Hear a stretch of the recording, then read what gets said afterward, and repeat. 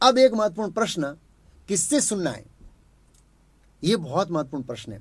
आध्यात्मिक विषय के संबंधित किससे सुनना है? आध्यात्मिक विषयों के संबंधित। और हम लोग आध्यात्मिक ज्ञान प्राप्त करने के लिए अभी इस युग में किससे सुनते हैं? ज्यादातर लोग आध्यात्मिक ज्ञान लेने के लिए मॉडर्न साइंस को सुनते हैं और मॉडर्न साइंस पर ही ज्यादा विश्वास करते हैं। लेकिन हम देखते हैं कि वैज्ञानिकों का जो ज्ञान है वह हमेशा बदलता रहता है, नियमित रूप से अपग्रेड होता है, मॉडिफिकेशन होता है उसमें। हम भगवत गीता प्राथमिक कोर्स में समझे थे कि 4 दोष होने के कारण वैज्ञानिकों का ज्ञान अपूर्ण है, इसलिए विज्ञान से नहीं सुनना है। वैसे यह विषय बहुत गहरा है, हम कभी बाद में विस्तार से इस विषय पर चर्चा करेंगे कि विज्ञान से क्यों नहीं सुनना है।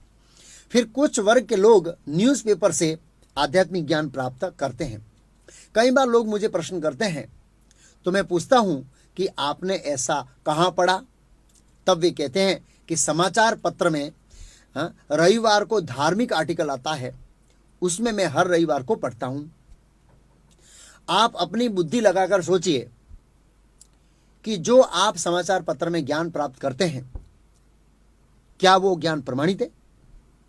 आप कह सकते हैं कुछ अच्छा भी है और कुछ बुरा भी है, अर्थात कुछ उसमें मसाला है। लेकिन ये न्यूज़पेपर की बात नहीं सुननी चाहिए। क्यों? क्योंकि जो लिखने वाला है उसके ऊपर कोई नियंत्रण नहीं है, नियंत्रण नहीं होता है। और जो समाचार पत्र का जो एडिटर है उसको भी शास्त्रों का ज्ञान नहीं होता है, इसलिए जो आर्टिकल आता है उसको वो सीधा छाप देता है, चेक नहीं करता है कि क्या शास्त्र के अनुसार है और क्या शास्त्र के अनुसार नहीं है। इसलिए न्यूज़पेपर से नहीं सुनना है। फिर कुछ वर्ग के लोग टीवी से आध्यात्मिक ज्ञान लेते हैं। बहुत लोगों का सोचना है कि टीवी में धार्मिक सीरियल अच्छी होती है, धर्म के बारे में कुछ तो बता रहे हैं ना, तत्व ज्ञान अच्छा नहीं है लेकिन कुछ तो अच्छा बता रहे हैं ना, तो क्या करना है? देखना चाहिए या नहीं देखना चाहिए? अगर हम वास्तव में परम सत्य को गंभीरता से समझना चाहते हैं तो हमको नहीं देखना चाहिए। प्रश्न होता है कि क्यों नहीं देखना चाहिए? नहीं देखने का प्रथम कारण है कि जो लोग रोल अदा करते हैं उनका चरित्र अच्छा नहीं होता है। ज्यादातर यह लोग नशा मांसाहार करते हैं, यह मैंने अपनी आंखों से देखा है। इसलिए मैं कह रहा हूं, जब मैं भगवत गीता प्राथमिक कोर्स का शूटिंग कर रहा था तब मुझे क्रोमा में कुछ तकलीफ हो रही थी, क्रोमा। तब किसी व्यक्ति ने मुझे बताया कि उमरगांव में वृंदावन स्टूडियो में महाभारत की रिकॉर्डिंग चल रही है, ये नई महाभारत बनी अभी वो, और जो कैमरामैन है वो थॉमस है। जिस व्यक्ति ने मुझे कहा था उसको थॉमस पहचानता था। मैं उस व्यक्ति को लेकर वृंदावन स्टूडियो में गया।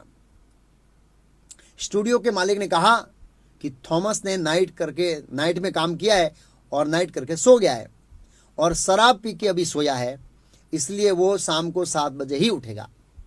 मैं 3 बार गया लेकिन ज़्यादातर थॉमस का यही शेड्यूल था, शराब पी के सो जाना।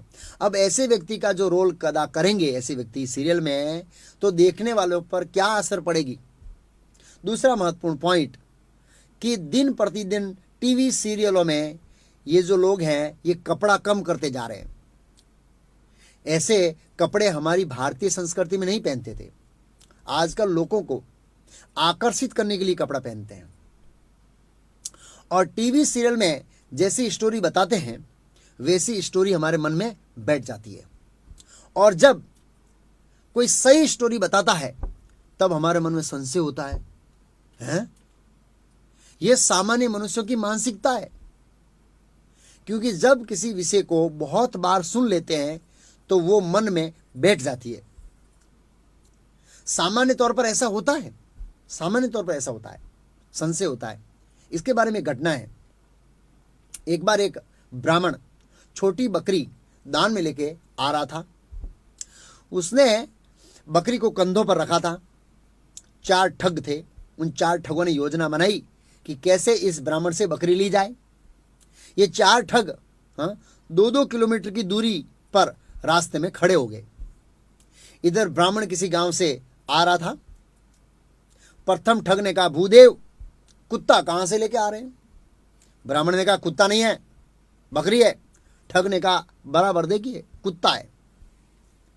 ब्राह्मण थोड़ा आगे गया, दूसरा ठग मिला। उसने कहा, ब्राह्मण देव, क्या आजकल लोग दान में कुत्ता देने लगे? ब्राह्मण ने कहा, अरे कुत्ता नहीं है यार, बकरी है। ठग ने कहा, बराबर देख, कुत्ता है। अब ब्राह्मण को संशय होने लगा, क्योंकि 2 लोगों ने कहा कि कुत्ता है।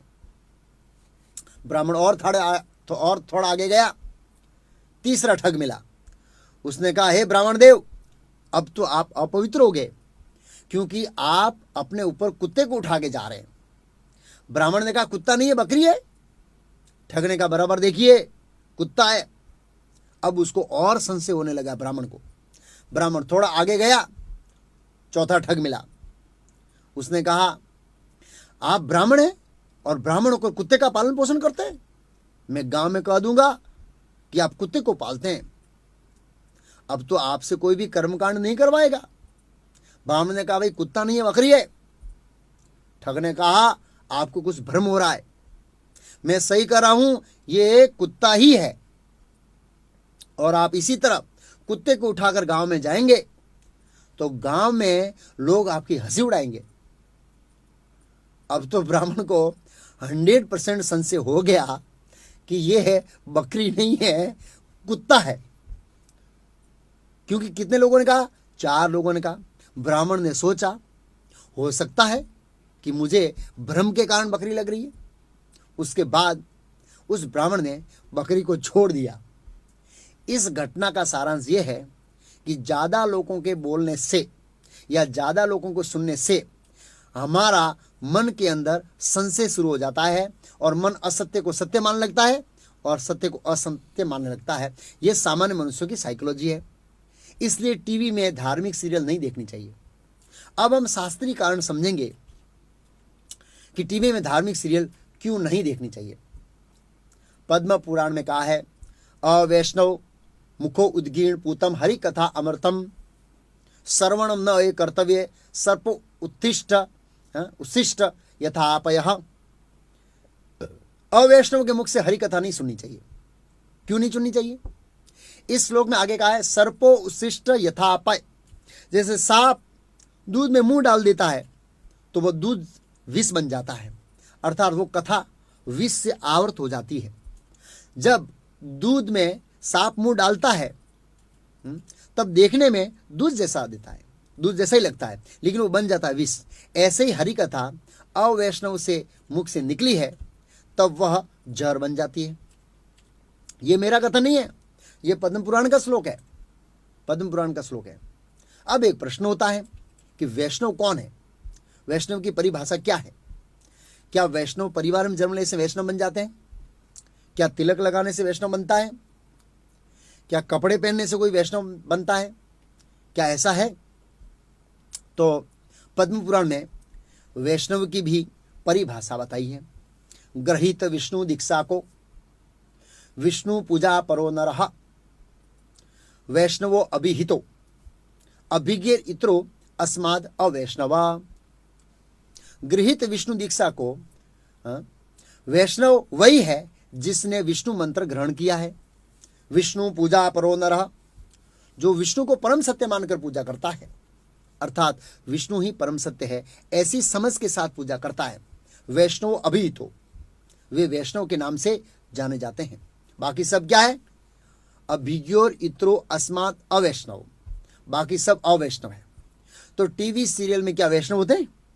नहीं, कोई भी वैष्णव नहीं होते। उनका उद्देश्य है मात्र पैसा कमाना है। इसलिए टीवी सीरियल से हमको नहीं सुनना चाहिए, नहीं देखना चाहिए। फिर है धार्मिक पत्रिका। आजकल बहुत सारी धार्मिक पत्रिकाएं आती है जो ज़्यादातर पूर्ण शास्त्रोक्त नहीं होती है। कुछ हद तक उसमें ज्ञान रहता है, सही ज्ञान रहता है, लेकिन उसमें शुद्ध सिद्धांत नहीं रहता है। इसलिए ऐसी पत्रिकाएं आध्यात्मिक जीवन का पूर्ण मार्गदर्शन नहीं कर सकती। इसके बाद क्या है? तथाकथित साधु। बहुत सारे साधु टीवी पर कथा करते हैं, लेकिन हमको उनके ज्ञान का आधार देखना पड़ेगा। क्या वे शास्त्र का आधार लेकर प्रमाणित आचार्यों के समझ के अनुसार ज्ञान दे रहे हैं, या फिर अपने मनमाने ढंग से ज्ञान दे रहे हैं? यह जांच करने के बाद ही किसी साधु से सुनना चाहिए। नहीं तो आप आध्यात्मिक जीवन का जो मार्ग है उससे भटक जाएंगे। फिर है कवि लोग। कवि लोग अपने मन के अनुसार कविता लिखते रहते हैं, और कई बार ऐसे कवि आध्यात्मिक विषयों पर कल्पना करके कविता लिखते हैं। ऐसी कविताओं को सुनने का कोई फायदा नहीं, क्योंकि ज्यादातर कवि नास्तिक होते हैं, इसलिए ये लोग लिखने में बहुत होशियार होते हैं। ऐसे ऐसे शब्द और वाक्य रचना करते हैं जिससे पढ़ने वाला मोहित हो जाता है। उनको लगता है कि यही सत्य है, इसलिए ऐसे कवियों को नहीं सुनना है और उनका लिखा हुआ नहीं पढ़ना है। फिर है व्हाट्सएप और फेसबुक। इन दो सोशल मीडिया पर क्या होता है? बहुत सारी आध्यात्मिक चर्चा होती है, लेकिन बिना आधार के। उन विषयों का कोई आधार नहीं होता है। और इन दोनों सोशल मीडिया का मुख्य रोग ये है कि लोग बिना देखे, बिना समझे शेयर करते रहते हैं। अरे भाई, पहले देखो तो सही कि वीडियो में क्या संदेश है, फिर उसको समझो, फिर सोच समझ कर बाद में शेयर करो। लेकिन लोगों की यह सामान्य मानसिकता है कि बिना समझे शेयर और फॉरवर्ड करते रहते हैं। इसलिए आध्यात्मिक ज्ञान के लिए व्हाट्सएप से ज्ञान नहीं लेना है।